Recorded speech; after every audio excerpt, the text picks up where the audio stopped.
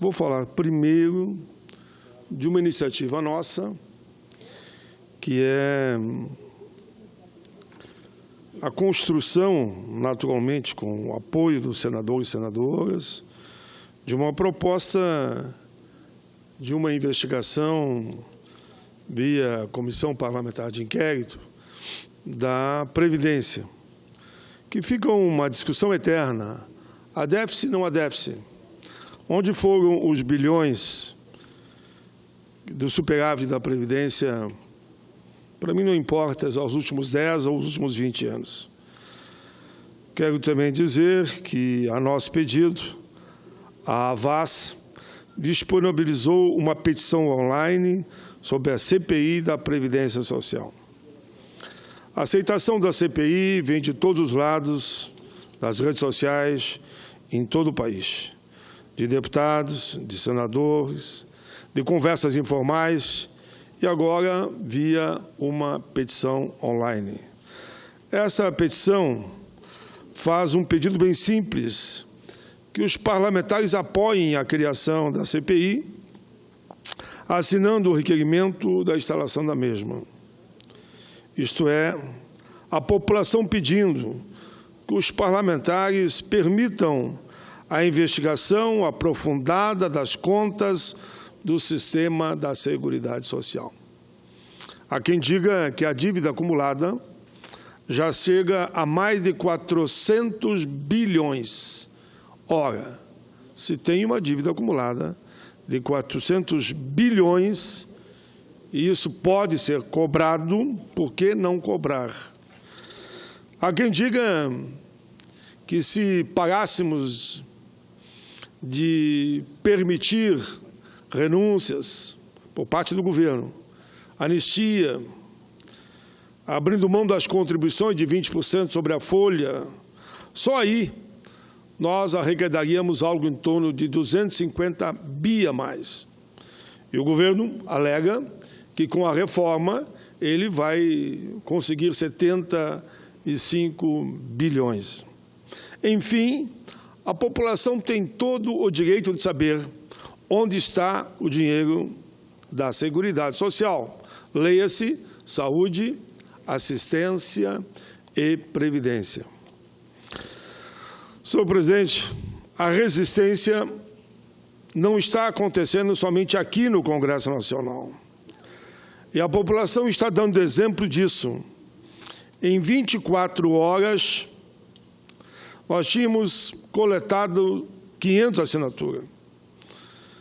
Encerramos a semana que passou com 3.132 assinaturas. A reforma da Previdência é nociva para o Brasil, é nociva para os estados, é nociva para os municípios, é nociva para as pessoas. O governo está fazendo uma verdadeira provocação ao povo brasileiro, porque tirar todos os direitos na ótica daqueles que sonham em se aposentar não é correto. Porque ninguém vai conseguir se aposentar com idade mínima de 65 e 49 anos de contribuição. Não é humanitário ou não é minimamente humano propor que o trabalhador só consiga se aposentar com o princípio da integralidade, já que ele pagou durante toda a sua vida, praticamente na hora que ele está prestes, porque assim é o ciclo da vida, a falecer. Porque idade mínima de 65 e 49 de contribuição, é isso que vai acontecer. Senhor presidente, para a instalação da CPI são necessárias 27 assinaturas. Estamos coletando, estamos nos aproximando já de 20. Eu faço um apelo aqui aos parlamentares que ouçam não somente a mim, mas a população, assinem a CPI para que ela tramite. Não é compromisso com o mérito, mas é com a investigação, sim, de quem roubou, de quem sonegou, quem usou a fraude, quem de uma forma ou de outra se apropriou indevidamente com o dinheiro dos trabalhadores, dos aposentados e dos pensionistas. Quem são os maiores devedores da Previdência. Tudo isso vai aparecer. Não tenho receio, senhores senadores e senadoras, de assinar a CPI. Apenas vai mostrar se é déficit ou não, se roubaram, quem roubou, enfim, tudo aquilo que agora falei. Nós temos muita clareza de que a CPI vai mostrar que a Previdência não é deficitária, que não é preciso fazer essa reforma maquiavélica, cruel, que está apavorando o povo brasileiro. Enfim, vamos fazer com que o povo não tenha medo da Seguridade Social, porque ali está o social, está a Previdência, está a saúde, está a assistência. E os parlamentares, por sua vez, têm que mostrar que não tem medo de CPI. Quem não deve, não teme. Para assinar a petição, o senhor e a senhora que está nos assistindo nesse momento, basta acessar meu Twitter, @PauloPaim, e o meu Face, Paulo Paim, ou acessar a minha página, paulopaim.com.br. Entrem lá e assinem. Compartilhem com todos a ideia da CPI da Previdência, para provar que não precisa fazer reforma. Quanto mais pessoas estiverem nessa campanha, mais força teremos. E cada vez mais teremos a possibilidade de trazer à tona, de forma bem transparente, mostrar ao povo brasileiro qual a verdadeira situação da Seguridade, da Previdência, da saúde e da questão social. Senhor presidente, na mesma linha, como outro dia não tive tempo, eu quero agora falar aqui sobre o estudo que eu pedi à consultoria do Senado e transformei em pronunciamento, e foi eixo do debate que realizei hoje aqui na Câmara Distrital. Iniciou às 10 horas, terminou em torno da 1 da tarde.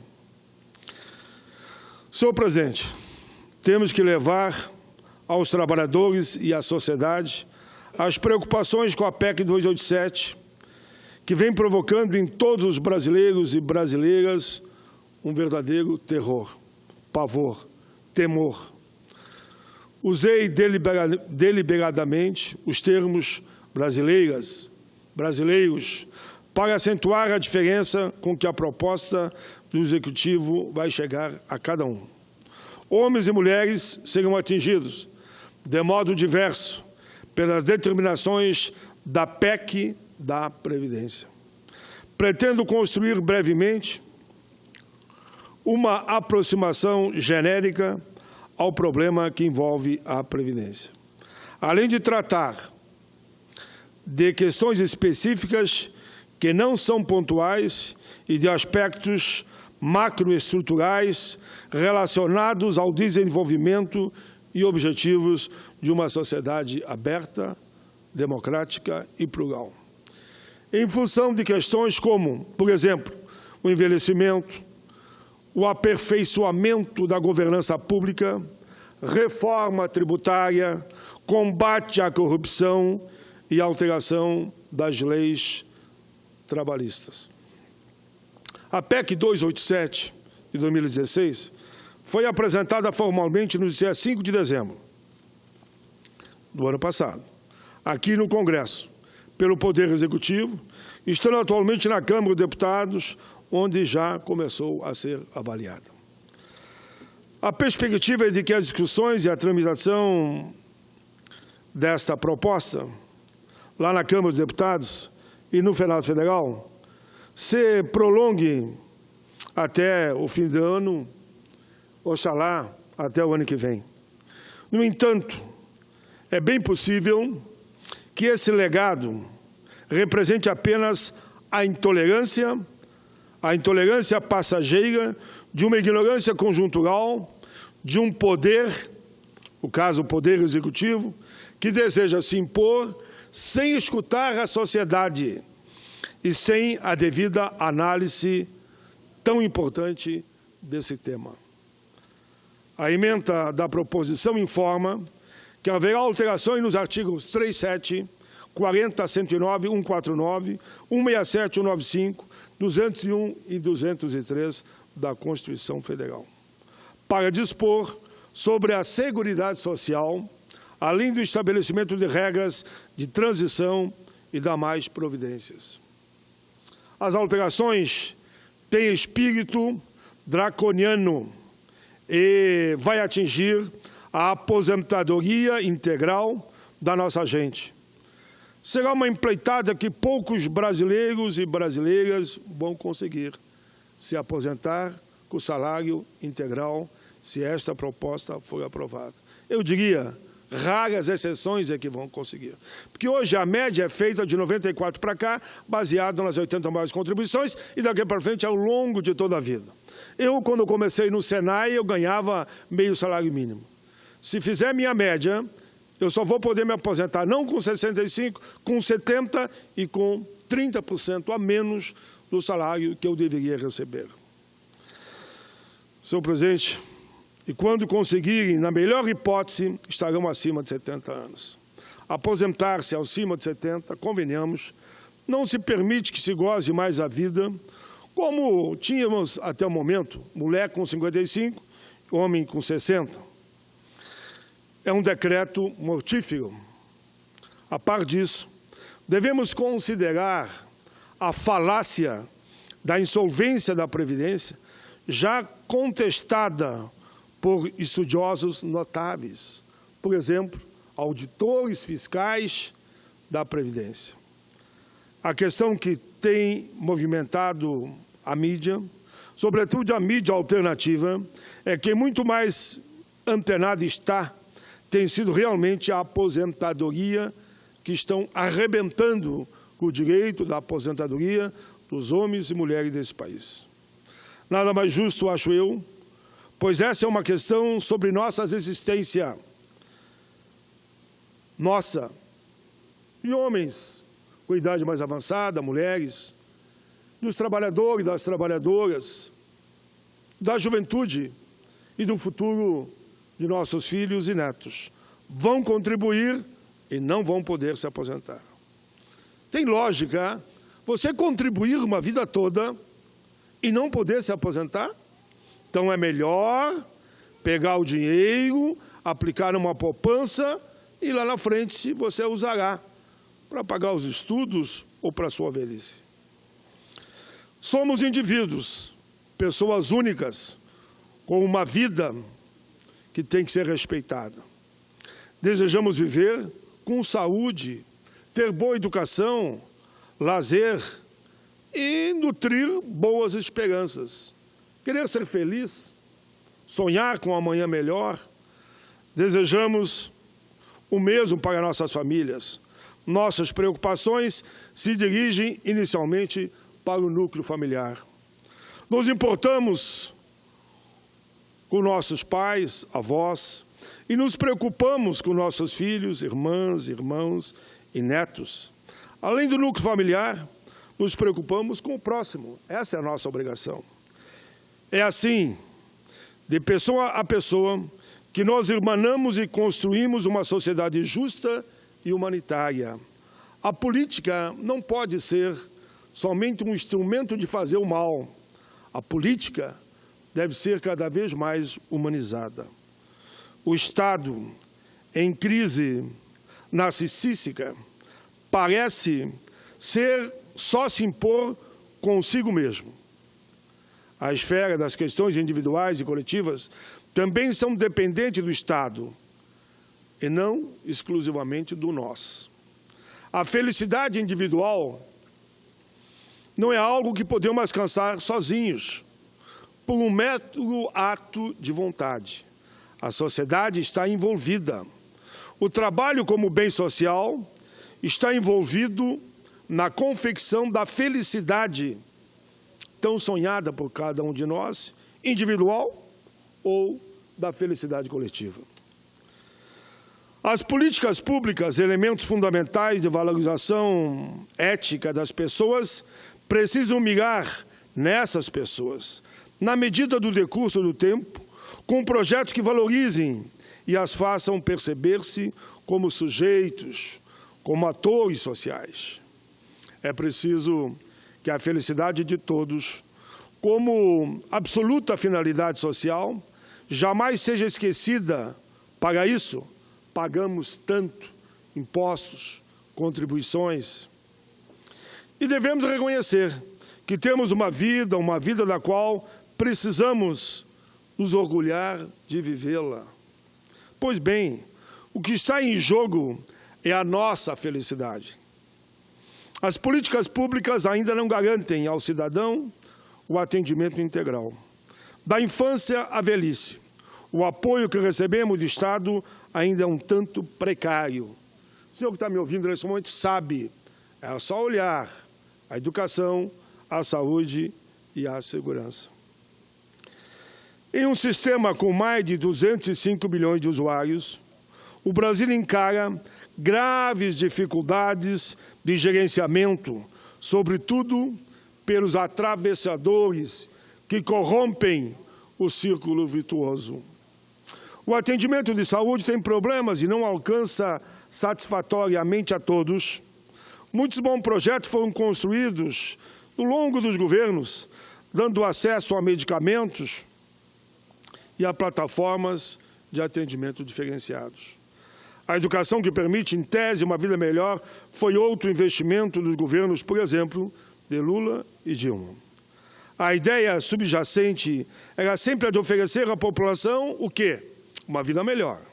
Ainda assim, a velhice digna não é algo visível, infelizmente, na nossa sociedade. Vivemos mais, dizem as estatísticas, mas nada garante que o envelhecimento esteja se dando com qualidade de vida, tão querida por cada um. E com essa perspectiva da alteração radical das regras previdenciárias, a velhice é posta no mesmo patamar da coisa inconveniente. Como se as pessoas não fossem envelhecer, como se envelhecer fosse uma afronta mortal ao Estado. A ideia do atual governo é, sem dúvida, evitar, por muitos anos, o desembolso do numerário para os aposentados, que é pago pelos próprios trabalhadores. Uma regra encoberta de todo esse movimento é: receba apenas enquanto estiver na linha produtiva tradicional. Depois, dane-se. As pessoas se tornam, sobre essa perspectiva, apenas números, coisas, como se fosse papel, copo, descartáveis. Alguém é cidadão apenas enquanto produzir, ou melhor, contribuir para os cofres da Previdência, para o Estado? Os dispositivos disso acessórios das aposentadorias estão na PEC 287, mas o tal cálculo de dissuasão não mede a felicidade das pessoas, nem dá conta da equação da finitude da vida. E muito menos põe em confronto a finitude da vida com a possibilidade da felicidade. O trabalho, que no Brasil tem uma proteção especial, que não vemos em tantos outros países, como é o caso de inúmeros países asiáticos, tem nos levado a pensar da globalização como algo negativo. Ao unirmos o mundo, falsamente promovemos escravidão brutal em parte dele. O trabalho sem qualquer garantia em vários países, onde as empresas possuem sede produtiva, onde as pessoas possuem sede produtiva e a ordem do dia do Estado da face totalitária. Nesses locais, o ser humano não tem muito valor e podemos repetir o bordão, que diz que tais trabalhadores são apenas engrenagens de carne numa máquina de aço. Não, nós não queremos isso para os trabalhadores do Brasil, seja do campo ou da cidade. O trabalho como castigo, pelo fato de a humanidade simplesmente existir, é uma realidade para muitos. É preciso que se diga, embora a gente discorde. Além disso, é quase sempre precário o fluxo de demissões e admissões na nossa sociedade, criando a necessidade pelo que é precário. O Brasil tem pagado o preço da globalização no mundo, principalmente no mundo do trabalho, de maneira que, internamente, passamos a ter problemas mercadológicos. Sobre esse fundo está a discussão sobre as políticas trabalhistas e a valorização da pessoa humana. O ranço da primeira revolução industrial, que empregava crianças e mulheres em jornada gigantesca, tem se repetido e volta agora em algum grau de intensidade. É praticamente, se passarem a reforma trabalhista que está na Câmara, a revogação da Lei Áurea. A criminalização do trabalho infantil não conseguiu acabar de vez com a exploração das crianças no Brasil. As mulheres ainda sofrem uma grande discriminação nos ambientes de trabalho, recebendo menores salários e cumprindo jornada maior. Esse cenário, agravado pela globalização, é também pano de fundo para a questão das nossas aposentadorias. Denuncio aqui que o Estado brasileiro não só se aproxima de um nefando Estado mínimo, como faz de maneira perniciosa. A patente redução do Estado na proteção social é lastimável. Aqui vale lembrar o que disse recentemente o presidente do Banco Mundial, Jim Yong Kim, sobre o governo de Michel Temer. Disse ele, às emissoras de rádio e TV aqui do Brasil, disse ele, o presidente do Banco Mundial, é a primeira vez que vejo um governo destruir o que está dando certo. Nós, do Banco Mundial, o G8 e a ONU, recomendamos os programas sociais brasileiros para dezenas de países, tendo em vista os milhões de pobres brasileiros que saíram da extrema pobreza nos governos anteriores a esse. E agora, diz ele, a fome vai aumentar consideravelmente em 2017. Cortar programas sociais que custam tão pouco aos governantes. E dá o exemplo, como a Bolsa Família, é uma coisa que não tem explicação. Senhoras e senhores, na verdade, as diretrizes que estão sendo propostas e tomadas são um retrato de um Estado totalitário, em que seus operários não passam de marionetes, servindo ao propósito maior de uma sociedade gerida por e para uma minoria. A ideia de democracia visivelmente esfumaça-se diante dos nossos olhos. A representatividade se encontra com o mito da ignorância do poder, da subserviência e dos interesses mesquinhos. Pobre Brasil, tão dessemelhante o projeto de saneamento do Poder Executivo, mas parece um projeto de solução final para o povo, atingindo indiretamente e dependendo da interpretação, diretamente cláusulas pétreas da Constituição Federal. Cláusulas pétreas, o nome já diz, a gente não pode mexer, nem por emenda constitucional. Estudo recentíssimo, senhor presidente, do IPEA, estudo de pesquisa econômica aplicada, indica que o universo feminino será o grande prejudicado por essa reforma da Previdência. Praticamente, 47% das atuais contribuintes, entre aspas, em especial a de piores condições de trabalho, não vão conseguir se aposentar. Isso é parte da elitização e masculinização dos benefícios previdenciários, reafirmando, entre aspas, a extrema desigualdade no mercado de trabalho. De acordo com o IPEA, o salário das mulheres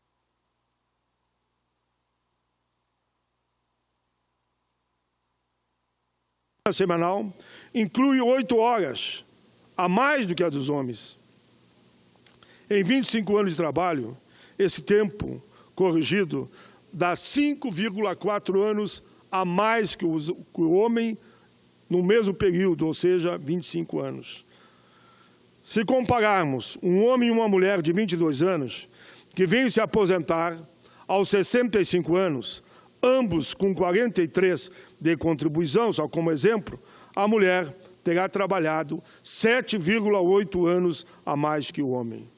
Nenhuma medida compensatória foi apresentada para equilibrar a situação feminina, que poderá agora ficar igual ao homem nessa proposta, podendo se aposentar só com 65 e 49 de contribuição. Consequência imediata é a demanda por benefício da prestação continuada BPC. Atentos a isso, os governantes e seus economistas de plantão já propõem desvinculação do BPC do salário mínimo.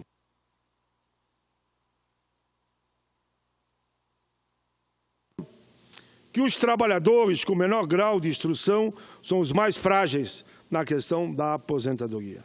A reforma traz outras teses tão relevantes quanto a de gênero, como a PEC 1287.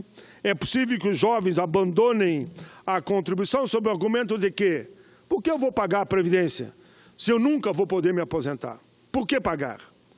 Um esvaziamento, sob esse ponto de vista, pode realmente ocorrer. Preocupa, porque pode quebrar a Previdência.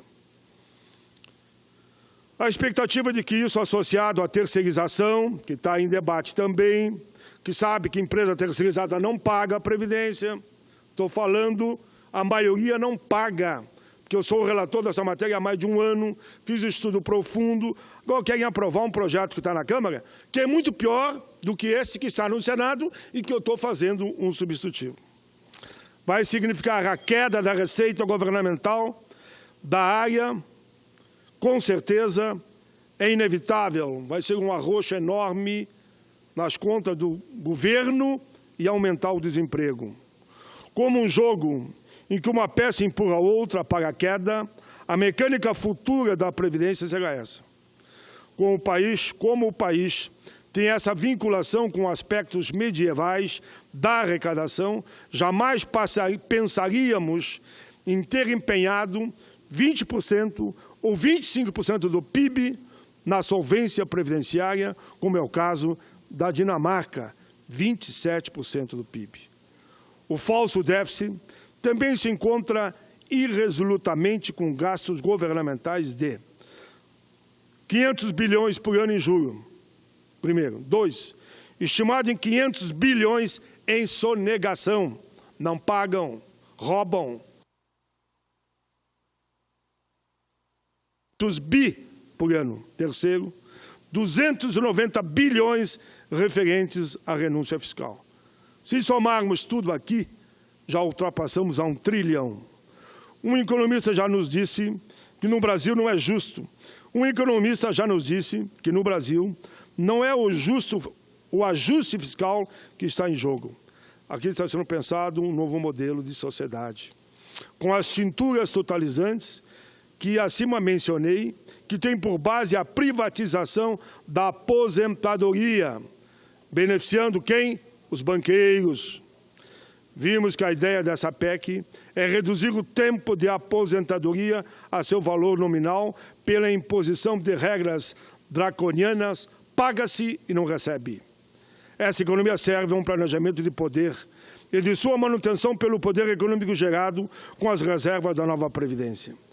Você, minha amiga ou meu amigo, pelo projeto vai se aposentar, pode crer, nunca. E se pegar, é com os vencimentos reduzidos. Senhor presidente, nesses 2 minutos eu termino.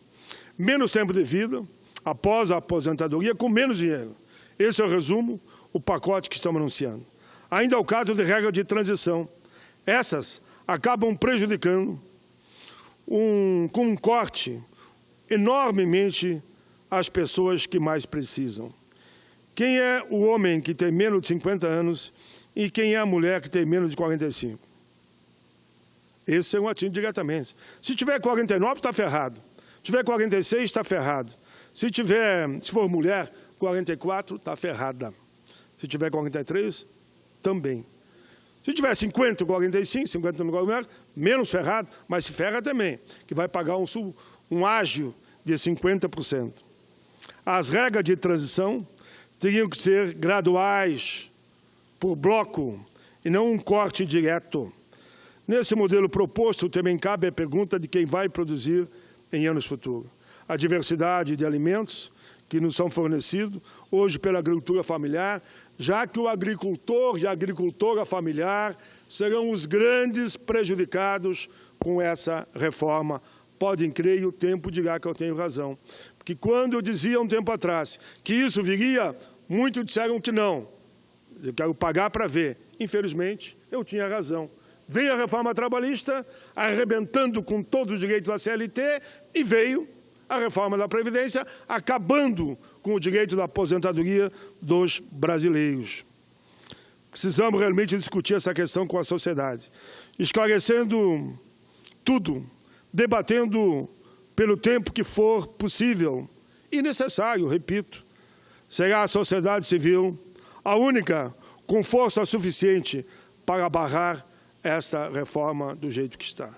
E é a sociedade esclarecida que devemos lançar, e é nessa sociedade esclarecida que vamos lançar as nossas esperanças. Afinal, é a vida e é a vida que está em jogo. Senhor presidente, muito obrigado pela oportunidade de falar aqui na tribuna do Senado, durante o tempo que Vossa Excelência me dispôs, que eu pudesse concluir o meu pronunciamento. Eu sei que milhões de brasileiros assistem à TV Senado, principalmente quando se fala aqui de Previdência e reforma trabalhista, que eles querem saber para onde vai. Eu queria tranquilizá-los. Essa reforma, como foi apresentada, não passará. Não passará. Acredito que nem na Câmara. E depois aqui teremos o bom combate no Senado. Senador Thierry Pinto, que preside a sessão, cumprimento a Vossa Excelência com o respeito e o carinho que Vossa Excelência nos merece por ser um democrata. Percebo que Vossa Excelência, na tribuna, dá espaço iguais para todos, não importa se é do governo ou se é da oposição. Viva a democracia e não a reforma da Previdência e trabalhista. Obrigado, presidente.